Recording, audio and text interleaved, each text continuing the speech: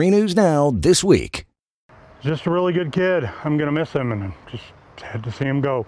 16-year-old Drake Gieger was excited to start his junior year of high school and to play football with his Omaha South teammates again after missing out a season ago. He didn't care if he was playing or on the sidelines. He just wanted to be a part of the team and around all the guys. That was the camaraderie was the most important part of it for him. He missed the first practice of the season Monday because his doctor forgot to sign the physical forms. Tuesday at 4 p.m. was his first practice. His father says Drake's coach called him around 4:20, saying that following the team's water break after the first 10 minutes of practice, Drake had collapsed and he was being taken to UNMC. And after about a half hour, 45 minutes, the doctor came in and said his body was so overheated and his organs were working extra hard, and that he was very, very sick, and that it wasn't a good situation. Scott says the medical staff told him his internal temperature was around 122 degrees. And then after probably another hour, they said we could go back, and we went back, and there was 25 people working on him in a little room, and we watched them work on him, do compressions for a good hour and a half, and he just didn't pull through. Drake was set to get his driver's license Wednesday. He will be remembered as a kid that brought positive light to every room that he was in. Always brought laughter to the room, always smiling, well-liked, lovable kiddo. He's going to be missed a lot. And when we would go to visit family, or when family would come to visit, it's always, where's Drake? Where's Drake? Because he would bring the smile, He always lit everybody up. Scott says that his family, which includes Drake's 4 sisters and grandparents, is what has helped him get through the last 24 hours. And we're all sticking together, talking, supporting each other, talking about the memories that we got, because, last night the hardest part was being alone, seeing his room, and that just hurt a lot. Reporting in Omaha, Zach Williamson, 3 News Now. It didn't take long for the storm to make its impact last night. Heavy rains turned into flash floods. And now the metro area is left picking up the pieces.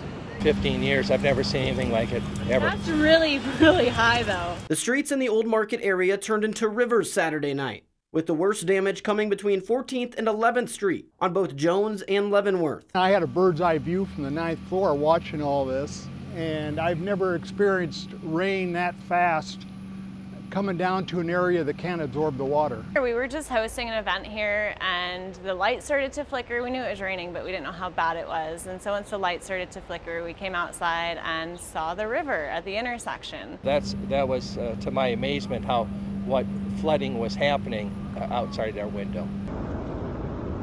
Hundreds of vehicles flooded and totaled. There were a lot of people around the Old Market last night at restaurants who were trying to get to their cars. A lot of people here, they couldn't leave because their cars were flooded, and so they were just kind of waiting out the water to drain a bit.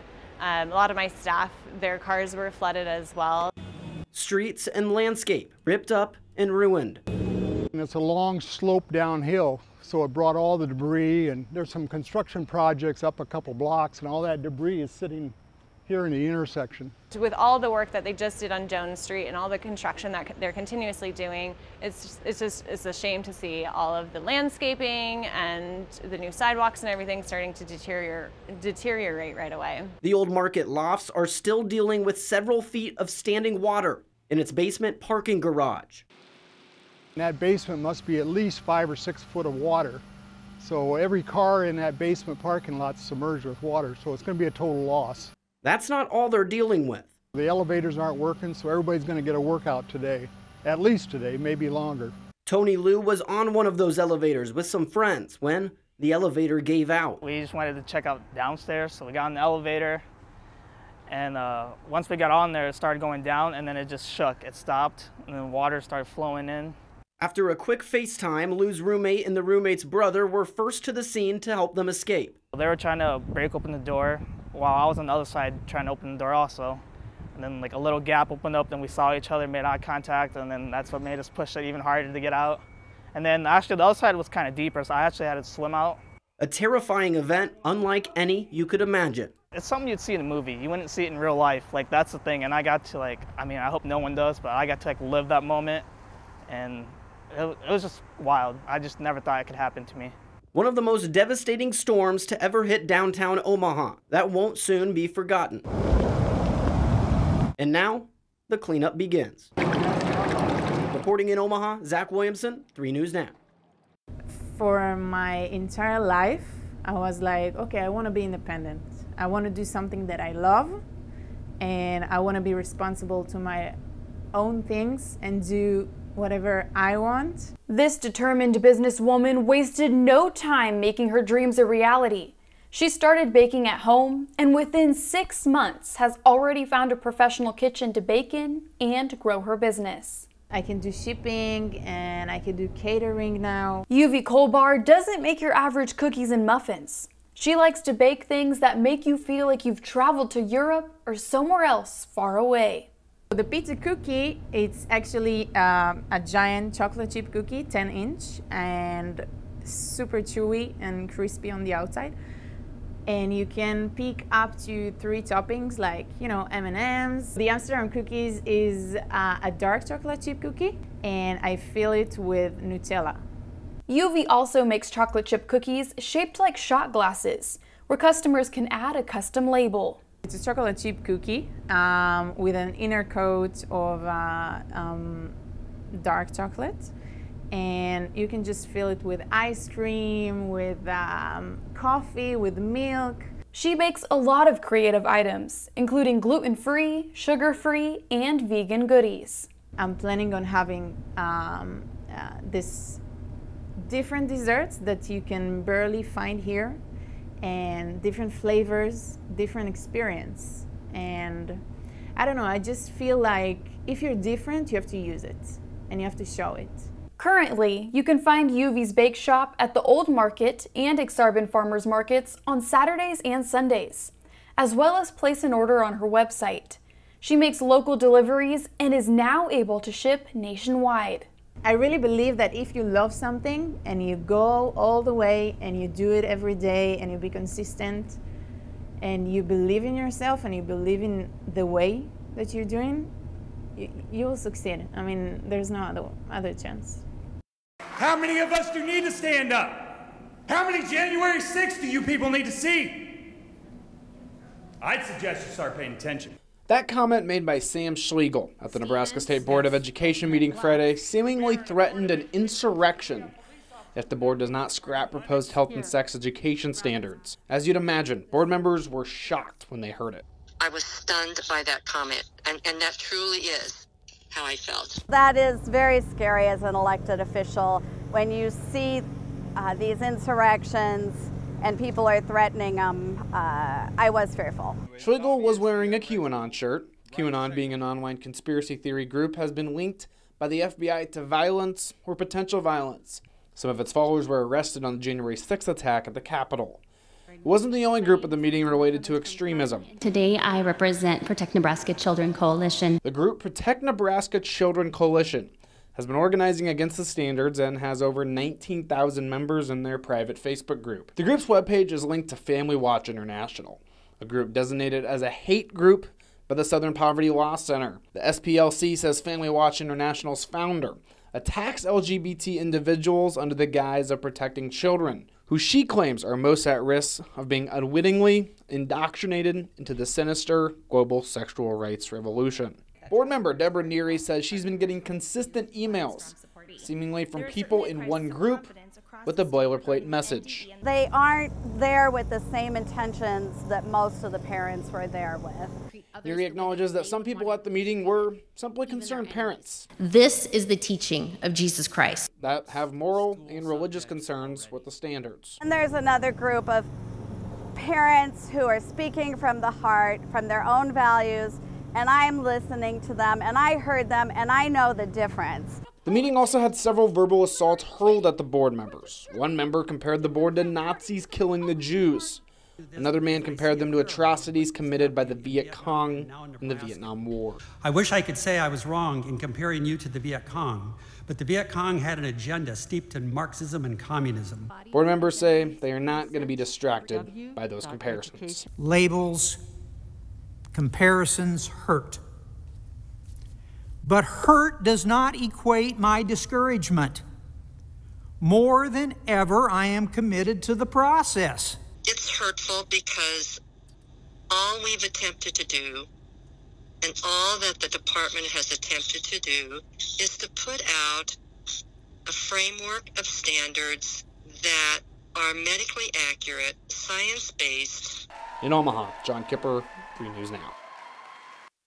A home is a place where you wake up each morning and rest each night. It's a sense of stability and it's shelter from everything going on outside. But all across the country and in our local community, many people are struggling to make rent. Nebraska's minimum wage is $9 an hour. According to the National Low-Income Housing Coalition, at that pay, you would have to work 75 hours a week to realistically afford to rent the average 2-bedroom home. In Omaha, the price is even higher at 84 hours a week. Even for the average renter, who makes over $14 an hour in Nebraska and $15 in Omaha, they'd still have to work an extra day each week to realistically afford rent. Most of the people that we work with have jobs. That job just does not pay enough. They don't have enough hours. Their hours are cut. They're, too flexible. Aaron Feistinga with Together Omaha says they see a lot of families struggle with high rent prices. Last year, they helped nearly 3,000 families stay in their home. She says many of the places that are affordable for the average person aren't safe. I mean, just imagine what it would be like to wake up and get ready for a job when the bathroom ceiling is falling in. Feistinga believes Omaha needs to prioritize developing affordable housing. And if we don't do anything proactive to address this shortage, it's only going to get worse. Right now, there is a pause on evictions until October 3rd, but Feistinga says they're still seeing tenants taken to court. This week, the Tenant Assistance Project launched in Douglas County, which has lawyers volunteering at eviction court. The end goal really is to just make sure that everybody has the money to stay in their homes and that we can avoid an eviction that will follow you around through the rest of your housing search. Reporting in Omaha, Jessica Edson, 3 News Now. In Nebraska, COVID-19 is driving just a small part of those pediatric hospitalizations, but doctors say that could soon change given what's happened elsewhere with the Delta variant. One of the things that we've seen is an increase over the last month or 6 weeks in what is normally called respiratory viruses, the winter respiratory viruses. As far as the COVID admissions, though, we've consistently had less than 5. I think today it's 2. However, we do know that many places in the South states, Arkansas Children's Hospital, in Texas, in Louisiana, in Florida, they are filling up with COVID patients. Several leaders of local hospital systems told 3 News Now investigators on Thursday that they are planning for what to do with kids if the start of school gets more children seriously ill. Brian, we're actively preparing for a surge of potential increased pediatric patients, just in case Children's Hospital gets filled with RSV and COVID. We need to be prepared to help assist other communities with pediatric care. I think we're anticipating, as seen in the southern states, that we're going to see increased numbers of pediatric patients hospitalized. There's also more bed space on the way, with up to 80 additional beds coming online later this month at Children's, with the new Hubbard Center for Children. But Dr. Maloney says filling those beds will require additional staffing they don't yet have, and that has become harder as the pandemic stretches deeper into a second year. Children's faced questions this week about available beds after local pediatricians complained, and local 911 scanner traffic confirmed patients being sent elsewhere for hospital beds. Nicole Brune, a local pediatric nurse practitioner, says she had trouble this week getting a baby with breathing troubles a bed. What normally is a very simple phone call to one of our local hospitals to get the baby admitted took me about 2.5 hours, and during that time it was multiple phone calls, multiple going back in to explain to the mother that nobody in Omaha has beds. Obviously, when you have a kid in your office that needs to be admitted, we have to send them somewhere. It's not like we can just send them home, especially when they're needing medical interventions. She says beds already being at or near capacity leaves little room for any other illnesses, including COVID-19. She urged vaccines, masks, and distancing. A spokeswoman for Nebraska Medicine confirmed to 3 News Now that they've seen their 15 regular non-intensive care pediatric hospital beds full as recently as today. Dr. Harris Frankel says the Med Center is dusting off some of its previous pandemic plans to get ready. A Boys Town spokeswoman said, "We have pediatric hospital beds available. This is a busy time, but it's typical for hospitals to vary on occupancy depending on the day, and generally pediatric stays are short term. Still, local hospital system leaders say they need help from parents and the public to keep kids safer as they start another school year. The pandemic is not over, and so we need to be very cognizant that it's around us. It is killing our neighbors, and so we do need to be aware of that fact. And so we really recommend masks, distancing, good hand hygiene, and so that's good for our community. Aaron Sandiford, 3 News Now.